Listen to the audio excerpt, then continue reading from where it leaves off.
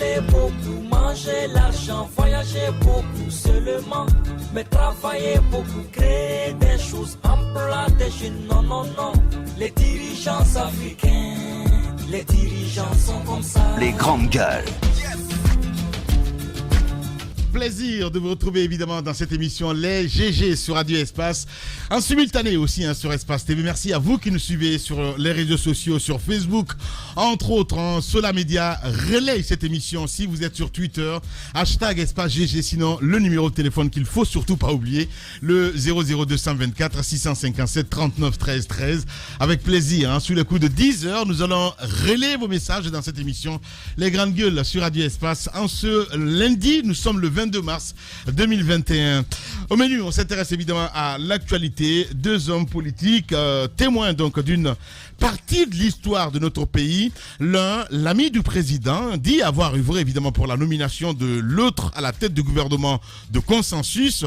Et les deux sont Mamadou Sylla, président de l'UDG, et Lansana Kouyaté, leader du parti de l'espoir pour le développement national. Depuis un moment, ils s'attaquent évidemment par médias interposés autour des événements donc, qui ont marqué la crise socio-politique de 2007.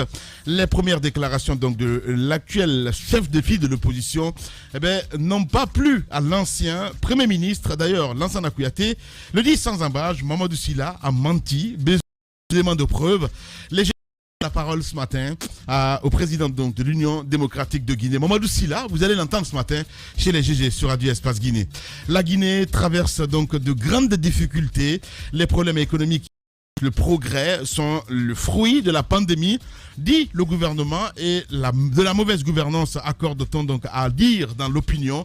Les défis sont énormes et ceux qui dirigent donc ne semblent pas disposés pour l'instant à rectifier le tir. C'est donc avec beaucoup de désespoir donc qu'on observe les blocages dans presque tous les secteurs. Si le débat autour du troisième mandat et du changement de constitution est désormais derrière nous, il n'en demeure pas pour que les conséquences qui ont résulté donc méritent toutes les attentions.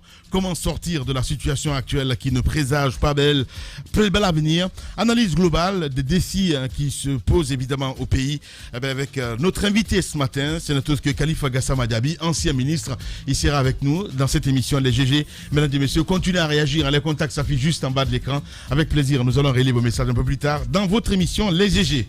Bonjour Ahmed Kamara. Bonjour Lamine. Bonjour Jacques Lévalino. Bonjour Lamine, bonjour à tous. Bonjour Madame Yoro, bienvenue. Merci Lamine, bonjour à tous. Bonjour mon cher Daouda Mohamed Kamara. Bonjour Lamine et félicitations pour ce premier numéro du documentaire. Oui. Et c'est seulement hier que j'ai compris que Lamine ne parle pas bien Soso. Oh, tu te trompes complètement, je parle bien Soso. Et il ne sait même pas dire corps myriad. Il dit bon, la sorcellerie, il fallait m'a dit. Et toi-même tu dis ça comment comme ça? Justement. Ah oui, terrible ce garçon. Là, t'es en train de faire comme mon beau apparemment qui a dit qui voulait apparemment de la poule, une poule qui a dit qui a pris les œufs pour montrer où est la maman de ça là. Donc c'est terrible ce garçon là. En tout cas, félicitations. Merci. C'était très bien. C'était le bonheur quand même à Kaloum, mais c'était pas le bonheur à Tombolias qui a fait que j'ai pas pu suivre parce que nous sommes dans le noir depuis jeudi. On est au même coin. On est dans le noir. Et il n'y a pas de communication dessus parce que moi j'ai appris que c'est 72 heures. Et effectivement, et ça c'est une brèche qu'il faut quand même signaler. Ce n'est pas du tout normal. Nous sommes d'accord. Oui. En ce moment, il y a quand même l'électricité. Ouais. Mais il faut qu'il y ait le service après-vente. Ouais. S'il n'y a pas de service après-vente, ça ne sert absolument à Rien du tout, je suis d'accord. Vous avez avec des populations qui manquent d'électricité pendant 1 ou 2, 3 jours. Ça ne choque pas du tout les agents de EDG. Et pourtant, dans un pays normal, le responsable EDG de la commune de Matoto devrait sauter rien que pour ça. Effectivement. Parce qu'on a vu parfois ce à quoi ça nous a conduit dans certains quartiers. Il faut désormais éviter cela. Moi, j'étais dans la même situation que vous. Nous avons passé, je crois, 4 nuits sans électricité. On nous dit non, il n'y avait pas de transformateur. Le transformateur, apparemment, ils sont venus le chercher et ils en ont posé un nouveau. Mais pour brancher, imagine si on doit faire du porte-à-porte. Et ça existe encore. Oui, on fait du porte-à-porte pour prendre de l'argent avec les populations afin de convaincre les agents de EDG à venir travailler. Mais pourquoi cela? Je pense que le ministre de toutes les façons, on a toujours dit cela, mais je pense que ça ne se fera pas. Non. Mais pour ceux qui m'écoutent, si un jour ils ont la chance d'être à ce poste, s'ils veulent vraiment aider ce pays, que les populations qui s'adonnent à ce genre d'actes, moi je commence même par ces populations. Ça, il faut condamner. Il ne faut pas accepter de remettre de l'argent aux agents de EDG. Ça, c'est un. De deux, cet agent de EDG qui va tendre la main à un citoyen, il devrait non seulement perdre son poste, mais il devrait être jugé. C'est clair. On n'a pas à cotiser quand même. Voilà, on n'a pas à cotiser pour un service public. C'est un service public. Non. Non, il ne faut pas, je ne suis pas d'accord. Ça doit cesser. C'est vrai, je suis parfaitement d'accord avec toi. On a vu des manifestations liées à l'électricité. On n'en a pas besoin encore. Ce que vous ne comprenez pas dans ce sens, il faut le régler. C'est que EDG ne maîtrise même pas son personnel. EDG a combien d'agents? EDG ne sait pas.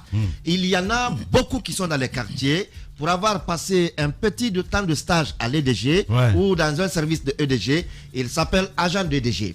Donc, il est habilité à intervenir sans même... Parce qu'à un moment donné, on a entendu EDG ici. Lorsque vous voyez quelqu'un intervenir sur les poteaux, arrêtez-le pour que nous le poursuivions parce que nous avons des agents chargés pour cela. Mais puisque c'est eux qui sont dans les quartiers, c'est eux qui demandent aux gens, vous voulez qu'on mette compteur ou bien vous voulez qu'on bypass et puis à la fin du mois, au lieu de payer 500 000, vous allez payer tel et pour que moi j'ai ça. EDG est conscient qu'il a des agents fictifs dans les quartiers, mais il n'agit pas pour arrêter cela. Donc les gens, ils sont dans les quartiers, c'est de ça ils vivent. Et EDG ne fait rien pour arrêter cela, comme pour dire que c'est eux qui passent dans les quartiers, comme on le dit dans le jargon, chacun donne un peu, et puis on se retrouve pour qu'ils viennent intervenir. Parfois, c'est eux qui passent derrière pour couper, pour déranger les fils par moment, pour créer la panne, et après revenir derrière pour que quelque chose leur soit donné afin de travailler. Mais EDG ne travaille pas dans ce sens pour nettoyer dans ses rangs. Oui, voilà, mais je pense que pour éviter toutes ces interprétations, le mieux c'est de communiquer. C'est de communiquer parce que depuis jeudi, les gens sont depuis jeudi, en tout cas du côté de Togo, il n'y a pas de communication officielle. Je l'ai constaté. C'est beaucoup de quartiers comme ça dans le noir et c'est beaucoup de problèmes, surtout beaucoup de pertes parce que les femmes qui travaillent par exemple, elles préparent. Elles achètent des... Voilà, il y en a même qui préparent pour garder parce qu'elles n'ont pas suffisamment le temps.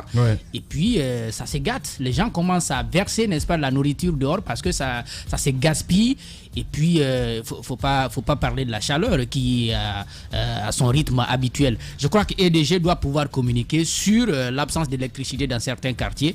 Et puis, agir. Lorsque c'est une panne, on doit pouvoir une fatalité, il faut expliquer. Voilà, des techniciens. On peut comprendre. Réagir rapidement. Et puis quelle est cette panne dont tout le monde est au courant qui peut durer comme ça. Je pense que quand il y a une catastrophe, on peut voilà, mais il n'y a pas de catastrophe. Si c'est une petite panne ou c'est quoi que venez régler. Si vous ne pouvez pas donner un délai aux populations, mais il faut d'ailleurs le faire. On n'a pas besoin des pannes qui durent 3-4 jours. Non. EDG devrait revoir son agenda à ce niveau. C'est très important. Allez-y, madame Yero. C'est pour cela que dans d'autres quartiers, vous voyez des manifestations spontanées. Après, on se dit que les gens ont manifesté.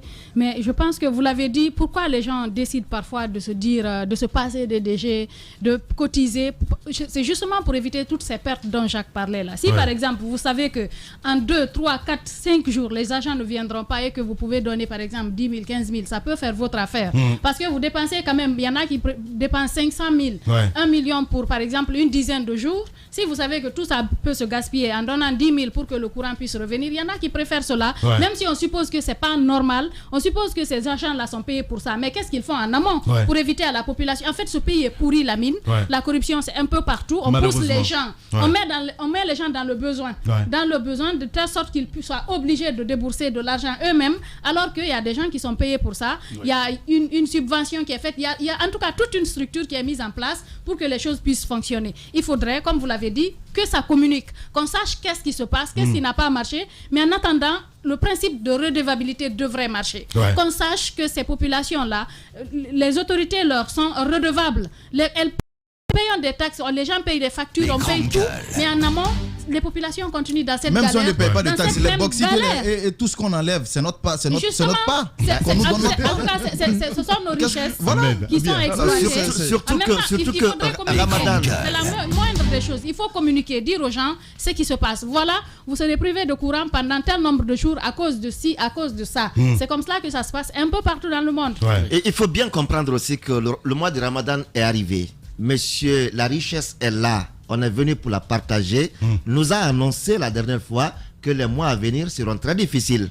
Donc il faudrait au moins qu'on nous permette de pouvoir garder le peu qu'on a pendant ce mois de Ramadan. Moi, par exemple, j'ai perdu mon bol de manioc que j'ai pris dans le potager de ma mère, qu'on a fait cuire. Bien. Je l'ai perdu. Allez, à cause de la chaleur. Allez, on parle de cette saisie. Daoud Ahmed, c'est vous qui vous intéressez à ce dossier. Commerce illicite des médicaments. Un camion arrêté. Mais dans quelles circonstances on pose cette question ce matin? Oui, effectivement. Et vous savez, aujourd'hui, ce qu'on ne sait pas trop, ce que beaucoup ne savent pas, c'est qu'il y a aujourd'hui un groupe d'agents de filature qui existe, qui travaillent, qui passent inaperçus dans les quartiers, qui ont réussi à identifier un camion qui était en train d'embarquer des médicaments. Et aujourd'hui, comme vous le savez, le ministre avait annoncé que tout médicament maintenant, tout camion de médicaments qui doit quitter Conakry pour l'intérieur du pays ou qui doit quitter un endroit A pour un endroit B, doit être muni d'un papier qui est délivré par le ministère. Mais les agents de filature ont suivi l'embarquement des médicaments dans ce camion. C'est un camion fourgonnette, comme on le dit, avec l'estampillé poisson, comme si c'est le poisson que le camion portait. Un camion blanc qui est actuellement garé du côté du commissariat central de Matoto ici. Les agents de filature ont informé la gendarmerie de Matam comme quoi le camion a bougé. Le camion étant bougé, et la gendarmerie qui a poursuivi le camion n'a pas réussi à temps de rattraper le camion. Il y a eu de Matam les agents qui ont raisonné le camion, et on nous apprend que de ce côté, ils ont retiré 1 500 000 francs avec le propriétaire. Ils ont laissé le camion continuer. Du côté de Gbessia, le commissariat de Gbessia également aurait arraisonné le même camion et retiré là 1 million de francs guinéens et laissé le camion continuer. Le camion a été enfin arraisonné du côté du commissariat central de Matoto. Et jusqu'hier, dimanche soir, il y avait des tractations. Medicrime n'était pas informé de la première arrestation du côté de Matam jusqu'à Gbessia. Jusqu'à Matoto, c'est hier tard dans la soirée que Medicrime a été informé de l'existence de ce camion qui serait au niveau du commissariat central. Medicrime se transporte là. Mais en attendant, il y a un officier supérieur qui est du côté de la présidence de la République. Nous apprendons qu'il aurait une main également derrière les mouvements de ce camion. Hier, vers les 17h, 18h, vers les 18h, cet officier était en route pour venir du côté du commissariat central afin de pouvoir de Matoto, afin de pouvoir récupérer le camion. Je ne dirais pas le nom de l'officier ici, mais il est arrivé là-bas hier vers les 18h, et du coup il a trouvé que le chauffeur était réparti avec les agents de Medicrime parce qu'ils ont mis main sur lui et l'ont envoyé. Le camion n'a pas pu bouger parce qu'il y avait des tractations autour du camion. Le commissariat central voulait que ce soit son autorité qui soit sur le camion. Donc s'il y a négociation, que cela se passe entre le commissariat central de Matoto et les propriétaires du camion. De l'autre côté, la gendarmerie qui était venue et qui a demandé à ce qu'on leur remette le camion parce que le camion a quitté la commune de Matam. Le commissariat de Matoto dit non parce que c'est déjà dans leur périmètre, il ne peut pas leur donner. Alors s'ils doivent libérer le camion va quitter et on ne doit pas arraisonner le camion dans leur périmètre. Il faut qu'il dépasse la commune de Matoto pour qu'un autre agent ou un autre groupe d'agents puisse mettre main sur lui. Donc aujourd'hui, Medicrime est parti avec le chauffeur et le propriétaire, lui, il est réparti avec cet officier qui est venu de la présidence de la République parce que on nous apprend aux dernières nouvelles ce matin que le président aussi aurait été informé par cette situation et que toutes les mesures sont aujourd'hui prises pour voir comment le camion peut être retourné. Mais à l'instant, jusqu'à ce qu'on rentre dans ce studio, le camion était du côté du commissariat central de Matoto. Voilà, ce qui n'est pas une première, hein. On se souvient très bien, mon cher Jacques Dewano. C'est pas une... Je ne connais pas la quantité de dans on nous parle de 19 tonnes, hein? 19 tonnes. Ouais. Les grandes gueules. Les camions disparaissent dans ce Oui, pays. oui, mais il y a un camion qui a disparu ici. Effectivement. Et c'était exactement de la même manière. On l'arrête quelque part, mais il y a des négociations. Alors, il dépasse de barrage en barrage et finalement, il a fini par disparaître de la ville de Conakry. Là, c'est bien fait déjà qu'on ait alerté que ça se trouve du côté du commissariat de Matoto. Si ça disparaît, il faut qu'on soit au courant pas vidé de son contenu. Voilà, parce que tout est possible. Tout est possible aussi. Tout est possible aussi. Mais moi, je me dis que peut-être le problème n'est pas dans la circulation. C'est au niveau de l'embarcation. Parce que c'est au port autonome. En tout cas, c'est pas tombé du ciel. C'est pas tombé du ciel. C'est au port autonome que ces médicaments-là arrivent. Et c'est là-bas on procède, n'est-ce pas, à l'embarquement pour pouvoir les envoyer à l'intérieur du pays ou peut-être même dans les 5 communes de Conakry. Si ça pu sortir du port, ça veut dire que déjà il y a des complicités à l'intérieur même du port, mais également comme vous le dites, cet Pas officier de la... du port, hein? Non mais... Pas que du port. Fait, tout est Oui, possible. mais d'abord au port. Les conteneurs D'abord parfois au port. peuvent venir du port. C'est à partir de Madina.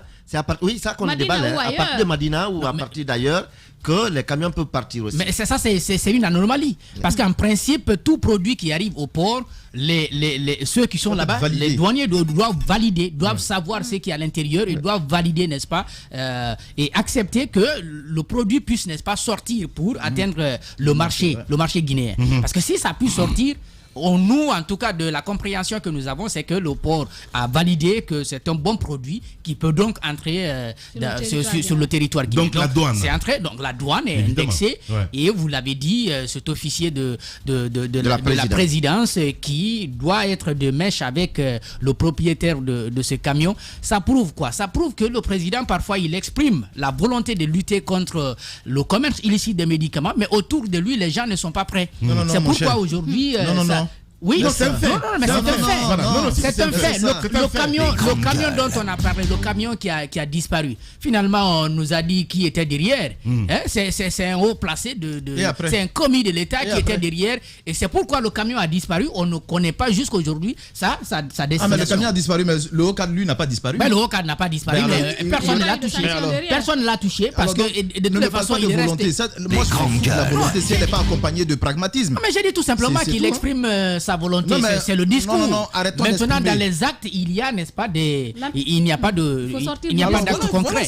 Et j'ai bien entendu la dernière fois le général Rémi Lama parler devant Medicrime, essayer un peu de donner de l'assurance à ses agents, mais ça va être très compliqué parce que les agents et dans la circulation, c'est la police routière et la gendarmerie routière, donc la gendarmerie mobile qui se trouve, n'est-ce pas, du côté de nos routes nationales. Ce sont ces gendarmes-là qui contrôlent, n'est-ce pas, la circulation des camions de tous les engins. Si on n'essaye pas de ramener tout le monde, de conscientiser tout le monde à la nécessité de lutter contre ces phénomènes, même si Medicrime a des armes qu'il faut, le phénomène va continuer de plus belle. Allez-y, madame. Ça me rappelle le reportage de Mamoudou Boulay, justement à cette rencontre. Le médecin général Rémi Lama et ses agents de santé, notamment les pharmaciens et Medicrime, pendant qu'il disait il faut qu'on combatte ces gens qui sont dans la vente illicite des médicaments. Il y a quelqu'un dans l'assistance qui dit ADD. Donc ça s'est passé comme ça incognito sans qu'on le sache. Il y a des gens qui ne sont pas d'accord. Mais en même temps, en parlant de cette volonté du chef de l'État, il faut qu'on sorte du discours là même. C'est bien de vouloir et que vous soyez entouré par des personnes. Dans tous les pays du monde, c'est comme cela. Les pays qui ont réussi à combattre, à lutter contre la corruption, vous avez une seule personne qui réussit. Prenez des dispositions. Qu'est-ce que vous voulez? Faites en sorte que cette personne la serve d'exemple. Le plus souvent, il a parlé de son entourage, des gens qui ont leurs femmes, leurs enfants. Le plus souvent dans le business, ils sont à la tête d'une entité. Il y a des femmes, des enfants, ils donnent des marchés à leurs proches. Le chef de l'État est au courant de ça, mais il n'agit pas. Où est la volonté? Justement. Il faut qu'on sorte de la théorie, du discours, qu'on agisse. Qu'il y a du pragmatisme, comme Ahmed l'a dit. Du populisme. Justement, c'est du populisme. On jette de la poudre aux yeux des populations que vous voulez vraiment. Vous avez de la volonté d'agir. Faites en sorte que la loi s'applique sur la personne. Faites en sorte que la personne que cette personne quitte son poste pour donner l'exemple à d'autres personnes. Mais vous parlez aujourd'hui, le lendemain, un de vos proches agit. Que feront les autres qui sont plus éloignés? Chacun va suivre. C'est pour ça ce pays, on tourne en rond. Nous faisons toujours la même chose. Cet autre camion qui a disparu ici, personne n'a jamais su ce qui s'est réellement passé. On a su qui était derrière. Ahmed l'a dit. Que lui est-il arrivé? Y a-t-il eu des décisions? Y a-t-il eu une sanction? Y a-t-il eu une procédure judiciaire? Derrière, ce sont eux qui dirigent. Mais si tout... Ce n'est pas une raison. Non, mais ce n'est pas une raison. J'essaye de la loi. Est-ce que ceux qui sont au sommet doivent violer la loi? Ce n'est pas ce que j'ai dit. Doivent venir en haut, on le dit le plus souvent. Ce n'est pas ce que j'ai dit. Si Mais ceux qui sont en haut violent la loi... Madame, ce que j'essaie de dire, c'est que ce sont les mêmes personnes qui lui-même disent on va lutter contre le phénomène qui sont derrière le phénomène. C'est pour cela que ça ne marche pas dans ce pays. Ce que les gens font au sommet, ça ne marche pas. Les gens qui tirent le diable par la queue feront la même chose. Ils disent de toutes les façons, c'est pas nous qui gouvernons, c'est pas nous qui commençons. Et donc, pourquoi ne pas faire comme tout le monde? Et ça, c'est dommage. Ça ne marchera pas comme ça. Malheureusement. Allez-y, mon cher Ahmed. Moi, je veux dire que la question liée aux médicaments, ça rapporte plus ici que la drogue. Ça, c'est clair, c'est pas un secret. On l'a longtemps signalé dans ce studio. Les pays très grands comme le Nigeria ont moins d'importateurs de médicaments qu'un petit pays comme la Guinée. Avec combien de millions d'habitants?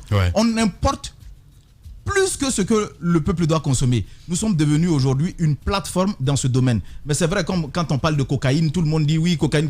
Mais il y a un autre. Ce business-là, il est dangereux. Parce que vous avez de l'amphétamine qu'on fait rentrer clandestinement dans le pays. Et après, qu'on essaie de partager, même dans la sous-région. Ces djihadistes et autres qui sont dans le désert, qu'est-ce qu'ils prennent pour être en forme? Ce sont ces médicaments-là parfois. Alors, nous voulons être une plateforme pour desservir ces gens-là, pour desservir des nébuleuses. Je pense qu'il faut arrêter. Il faut arrêter.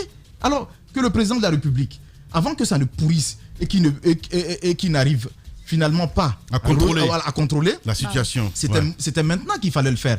Il fallait le contrôle déjà. Ce responsable qui dirige. Moi, je m'en fous. Moi, j'ai pas voté pour lui. Quand je dis j'ai pas voté pour lui, je veux dire que le peuple n'a pas voté pour lui. Si le peuple a voté pour quelqu'un, entre guillemets, c'est pour Alpha Condé.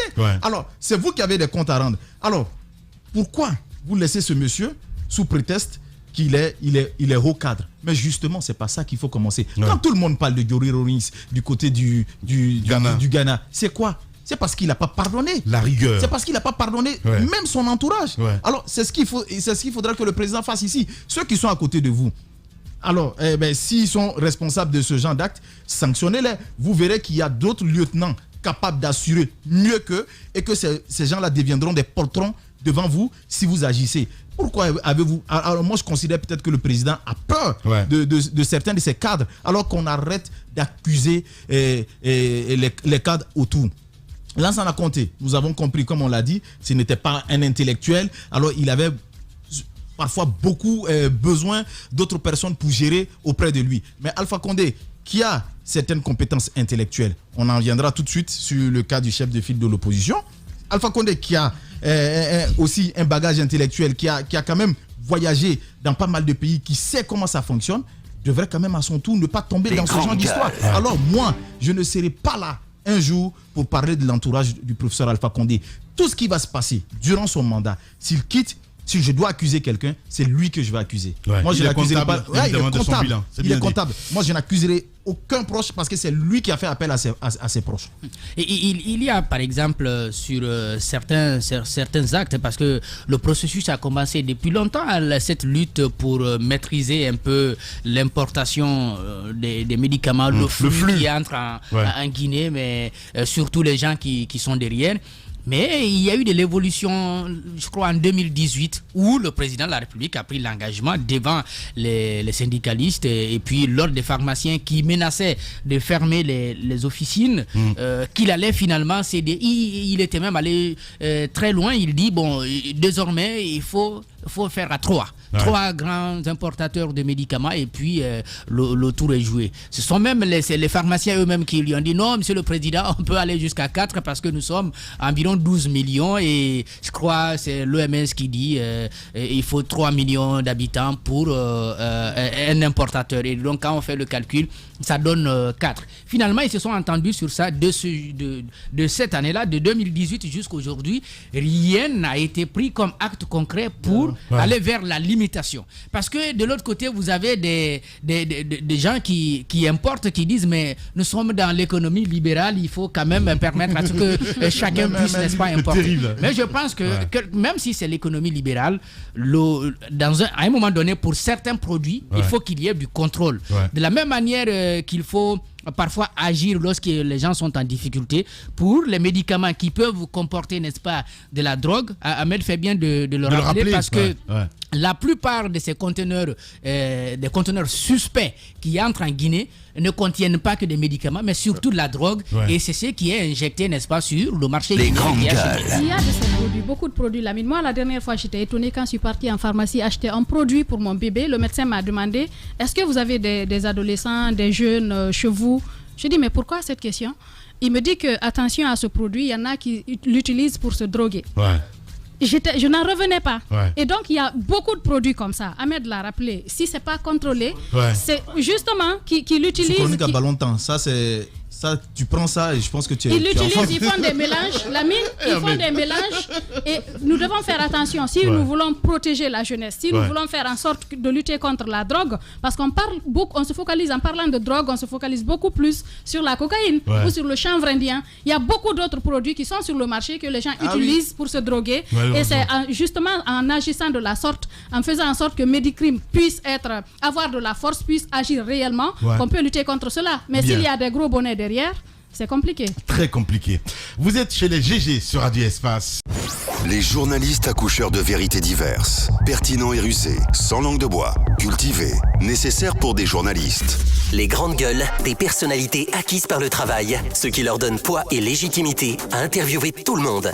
L'épopée des grandes gueules ou le socle de la liberté d'expression en Guinée depuis plus de 10 ans.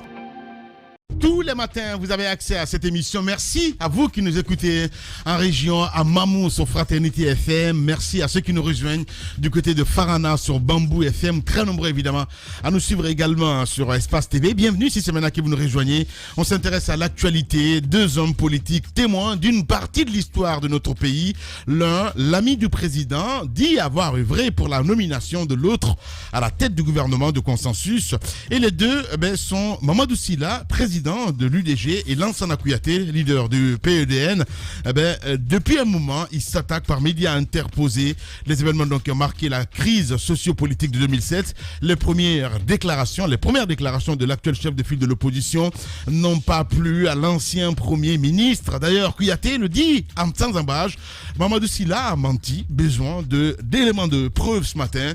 Les GG donnera donc la parole à Mamadou Sylla, président de l'Union démocratique de Guinée, sera en direct ce matin dans cette émission. La Guinée traverse de grandes difficultés.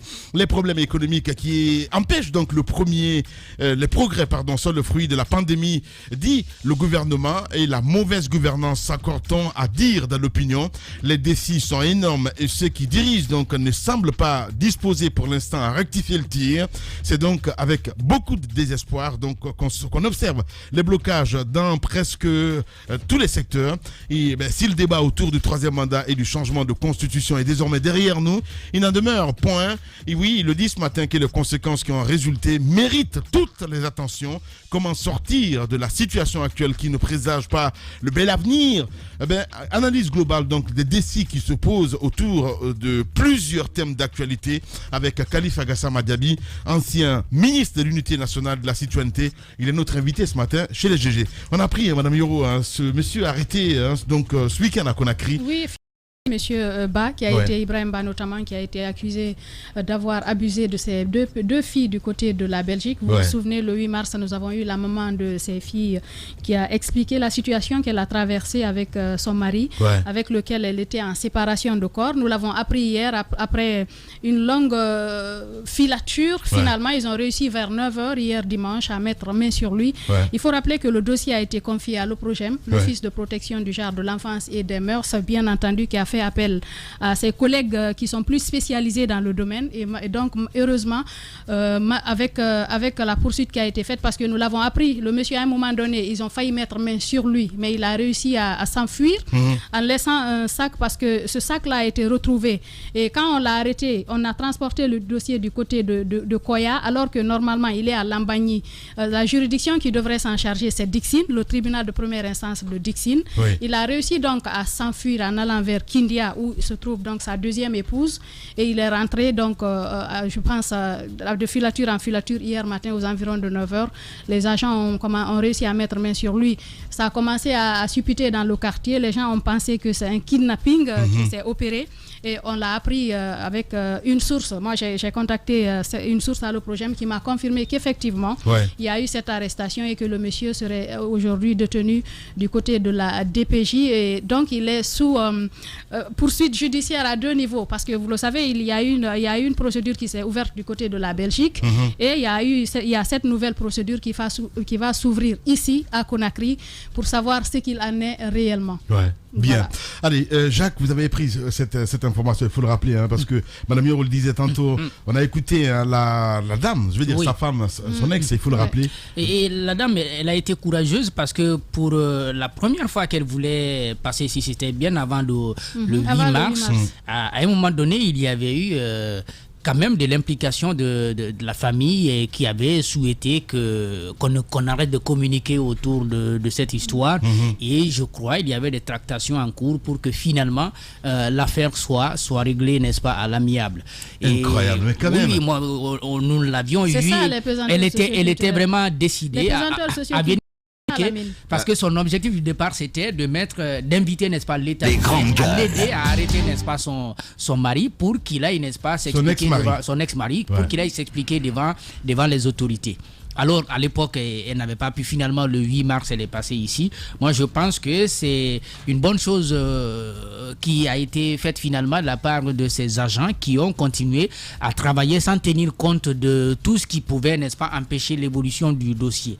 Le viol, c'est un crime et je crois que de la même manière qu'on combat les assassinats, les meurtres, les homicides de tous ordres, on devrait s'armer de courage pour lutter contre ces phénomènes. Ce n'est pas parce que c'est le père qui l'a fait qu'on doit, n'est-ce pas, l'épargner, ou ce n'est pas parce que c'est l'époux qui l'a fait qu'on doit l'épargner, au seul motif qu'il faut protéger, n'est-ce pas, la réputation de la famille.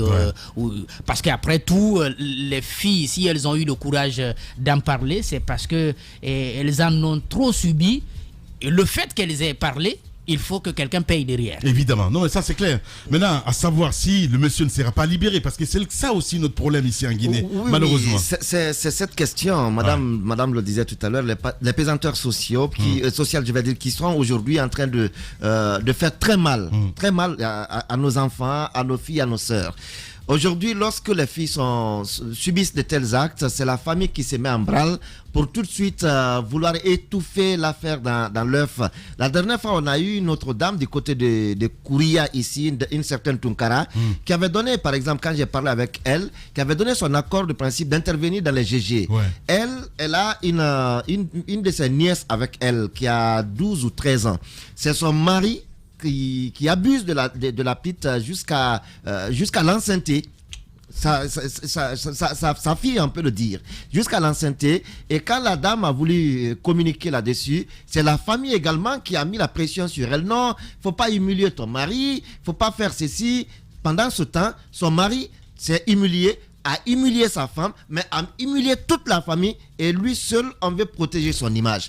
C'est aussi la même chose qui risque d'arriver avec cette affaire. Tout de suite, on va dire à la dame, non, bon, après tout, c'est vrai que c'est sur les réseaux sociaux, mais c'est ton mari, il faut savoir que c'est les 10 noix de cola qui t'ont amené là, la famille s'est engagée. Il ne faut pas qu'on continue dans ce sens. Aujourd'hui, Le viol est devenu comme on partait acheter des cacahuètes aujourd'hui. On a banalisé en fait. Comme on partait acheter des cacahuètes aujourd'hui, tous les jours que Dieu fait, qu'on en parle ou qu'on n'en parle pas, il y a au moins 3, 4, 5 cas de viol qui se passent dans les quartiers, qui se passent dans les villages. Et puis on est là, on se contente seulement de présenter les présumés coupables à la télévision ou à la presse, et ça se limite là. Ouais. Les gens derrière, ils viennent pour plaider, et puis voilà, on arrange et on libère les gens. Il faut aller aujourd'hui à un niveau... Mais pour un niveau très... C'est la justice belge qui a besoin du monsieur, il faut le rappeler, madame. Oui, mais il y a une procédure qui a été enclenchée chez lui, en Guinée. En Guinée, voilà. Ce qui est important, qu'il faut préciser là, jusqu'à présent, c'est la femme, peut-être les enfants n'ont pas parlé, ce serait bien qu'on entende le monsieur. Justement. Parce que dans une procédure judiciaire, il y a deux parties. Il ne faut pas l'occulter. On accuse le monsieur de cas d'inceste. C'est très grave, ça s'avère. Ça s'avère. Le code pénal est clair là-dessus. Quand c'est un ascendant, la peine peut être très, très, très grave. Ça peut aller jusqu'à 20 ans. 20 ans de réclusion criminelle. Je pense qu'il faut donner la chance au monsieur de s'expliquer. C'était pas bon qu'il aille en cavale ainsi. Je pense que le fait de courir... Ça pose des interrogations. Moi, je sais pas. S'il s'est enfui, ça veut dire qu'il se sent complice de quelque chose. Il se reproche quelque chose. Il n'avait pas à fuir. Il va accuser le diable. Juste aller se présenter à la justice. Il va accuser le diable. Je ne minimise pas la justice guinéenne, mais si on pouvait mettre un mécanisme en place pour l'extrader. Justement. Puisque oui, parce que ça a commencé en Belgique quand même. Ses filles sont en Belgique, il faut le rappeler. Ses filles sont en Belgique, mais il est arrivé chez lui. Si on peut gérer ça ici, on va le gérer ici. Mais sauf que ça s'est passé en Belgique. Non, il y a une prison ici. Et on peut lui donner 20 ans. Il y a une justice ici. On peut lui donner 20 ans et il va faire ses 20 ans. Moi, ce que je préconise, c'est qu'il faut aujourd'hui une législation vulgarisée autour de ce sujet et appliquée. Il faut l'appliquer. Les pesanteurs là doivent sauter. Et c'est ce que je dis toujours. Ceux qui vont s'hasarder à juste dire pardonnez, laissez ça, sont des complices tacites de ce crime qui vient de se produire. Alors, par conséquent, ils devront aussi répondre. Que les autorités puissent mettre cette loi-là en avant pour vous faire aussi peur et appliquer. Donc, ça fera, comme je l'ai dit, peur à d'autres personnes. Ce monsieur, c'est un fou qui se promenait dans la cité. C'est un fou. Quelqu'un qui n'a pas épargné ses propres enfants. Je ne sais pas qui il va laisser. Qui va laisser, même un bébé, lui, pourrait s'en prendre c'est un narcissique, à un bébé. Donc je dis aujourd'hui que sa femme a pleinement raison et qu'il ne faudrait pas qu'elle abandonne du tout. Qui sait aujourd'hui ce qui est en train de se passer au niveau de ses enfants? Quand on sait que le viol, quand une femme est victime de viol, même à 10 ans, elle est capable de l'intérioriser pendant même 50 ans. Elle y pense toujours. Ça a un impact négatif sur sa vie. Comment vous pouvez être complice de la destruction de vos propres enfants? Alors, ça veut dire que ce monsieur ne mérite pas d'être parmi nous les hommes, parce que je ne le considère pas comme un homme, parce que les hommes ne font pas cela, ce sont les animaux qui font cela. Alors par conséquent, sa place n'est qu'en prison. C'est un fou, il doit être là-bas. Alors il faut le caser là-bas. Justement. Mais quand on prend un petit peu les chiffres quand même aujourd'hui en ce qui concerne le viol, même si le cas d'inceste on invoque rarement dans notre pays, mais c'est une réalité malheureusement. C'est une réalité. Il y a eu des cas, vous vous souvenez du cas de la fille de 12 ans qui a été violée par son père à Mamou, le monsieur a été condamné. Mais en fait, ce qu'on déplore, également. Justement, ce qu'on déplore, Lamine, c'est la banalisation des peines. Le code pénal est clair. En fait, le viol, vous pouvez prendre de 5 à 10 ans, ou de 10 à 20 ans, ou la perpétuité quand par exemple la mort s'ensuit, quand vous violez une personne et qu'elle arrive à perdre la vie. Mais le plus souvent, vous pouvez voir un cas d'inceste, parce que c'est l'un des cas les plus graves, on condamne la personne soit à 1 an ou à 6 mois, alors que c'est un viol sur votre propre enfant. C'est ce qui est grave. En parlant des statistiques, l'année dernière, rien qu'en 2020, avec le Progem, il y a eu plus de 320 cas de viol. Ça, c'est dans toute la République. Dans toute la République, ça, c'est les chiffres officiels. Lamine. Il y en a qui ne parlent pas. Oui, déclaré, c'est bien dit. Et rien que par le projet, il n'y avait pas, par exemple, la BSPPV, la brigade des personnes vulnérables du côté de la gendarmerie, pas de chiffres, par exemple, d'autres organisations cumulées, et pas de chiffres des personnes qui sont dans les quartiers qui ne parlent pas. Je vous dis, il y a tellement de cas qui nous parviennent, nous pilotons le dossier jusqu'à un certain niveau. Après, c'est les parents qui viennent, qui se rassemblent, des imams qui viennent nous voir. Nous voulons régler ça. Il faudrait qu'à un moment donné, Lamine, que les procureurs, C'est dans des situations comme ça que les procureurs peuvent s'auto-saisir d'un dossier. Ouais, normalement. Même quand la partie, comme on appelle, quand la famille désiste. La procédure doit continuer, doit pouvoir suivre son cours normal jusqu'au bout. Sans oublier qu'aujourd'hui, la loi donne la latitude aux organisations qui sont âgées de plus de 5 ans, qui sont vieilles de plus de 5 ans, de saisir de dossiers, de se constituer pour accompagner des victimes dans pareille situation. Les chiffres sont alarmants. Je vous dis, Lamine, c'est au quotidien. Tous les jours, on vous appelle pour parler d'un cas de viol. Mais le problème, c'est quoi? Ce sont ces pesanteurs-là. C'est aussi la corruption. Parce qu'il y a des endroits où, quand vous parlez avec le professeur Hassan Ba, le médecin légiste, c'est juste incroyable. Les chiffres, les gens qui reçoivent. Au niveau de l'OPROGEM, les choses se passent bien. Ce sont des OPJ qui font leur travail, qui font les enquêtes, qui déposent le dossier au niveau de la justice. C'est là-bas qu'il y a le problème. La gestion de la procédure, c'est-à-dire le procès jusqu'à la condamnation. Il y a des gens où il y a des cas où le procès ne se tient pas parce qu'il y a une négociation, ou bien il y a des cas où les gens se retrouvent de l'autre côté par la suite. Quand il n'y a pas de suivi, les gens se retrouvent dehors. Il y a plein de... L'autre chose que je voulais évoquer, Lamine, c'est surtout l'impact du viol sur la vie. Ahmed en parlait tout à l'heure. Sa vie. En fait, vous détruisez la vie d'une personne, surtout quand c'est une enfant. Moi, ça m'a rappelé le premier cas que j'ai suivi. La petite, elle tenait la main de son père.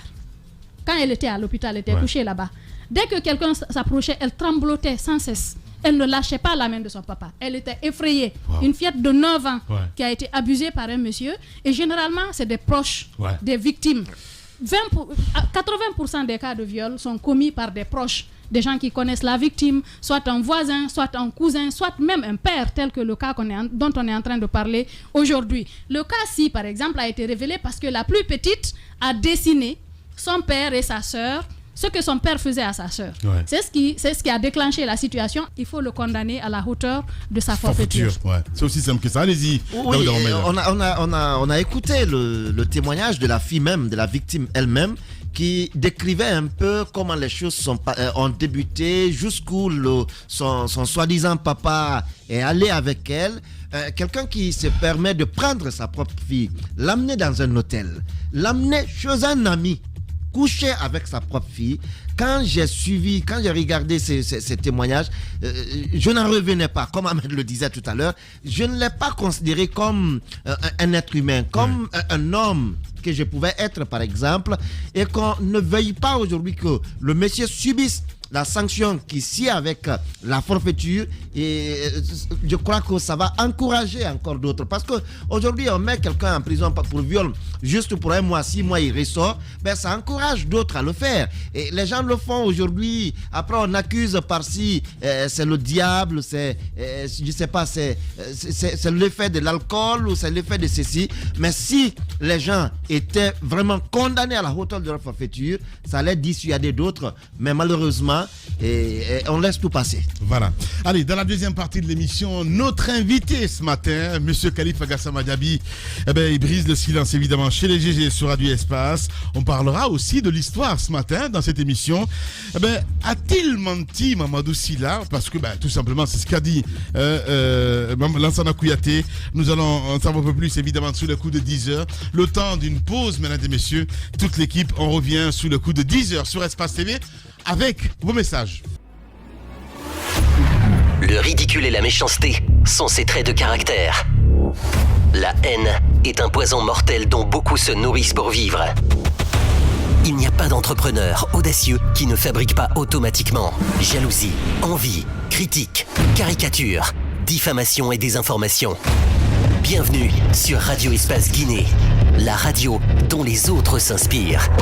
Radio Espace Guinée. À Conakry sur 99.7, en région à Labé, Kakandé sur 99.7, à Cancan sur 99.